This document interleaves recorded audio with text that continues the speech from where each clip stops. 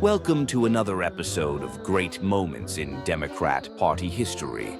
Today's presentation, the time Democrats said, you know what? Let's blow up the country so we can keep our slaves. Yeah, that's the real story. Forget the flowery textbook garbage. The only right they were fighting for was the right to own human beings. Period. Full stop. Let's set the stage. Mid-1800s America. One party, the Democrats, is absolutely married to slavery.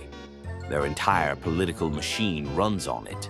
They control the southern states. They control Congress. They control the Supreme Court.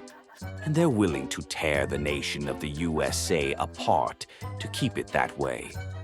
Republicans? They're the new kids on the block, formed specifically to stop the spread of slavery. Lincoln wasn't even calling to end it everywhere, just to prevent it from metastasizing westward. And Democrat Party lost their minds over it. So in 1860, Honest Abe wins the presidency. Democrats scream, tyranny, oppression. He might make us actually work our own fields. And instead of waiting to see what Lincoln would do, they grab their toys, flip the game board, and secede from the Union, starting a civil war. South Carolina goes first, followed by Mississippi, Alabama, Georgia, Louisiana, Texas. Each one publishes a secession declaration, and every single one reads like a love letter to slavery. No mystery, no subtlety, just, we're leaving because we want to own black people forever. And then comes the irony cherry on top. General Robert E. Lee, the big Confederate hero, and suggests, hey, maybe we should free the slaves and enlist them into our army, save our hides. You know what Confederate President Jefferson Davis said? If we do that, then we have no reason to start the war. Imagine being so committed to bondage that you'd rather lose a war than admit freedom might work.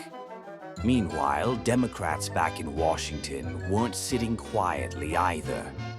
The northern branch of the party was busy sabotaging Lincoln, whining about how ending slavery would destroy the economy.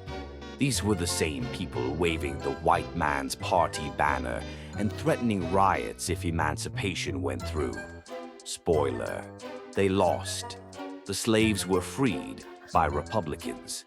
So, to recap, Democrats launched the bloodiest war in American history, not because of tariffs, not because of abstract sovereignty, but because Republicans dared to say, hey, maybe we shouldn't let slavery spread like cancer.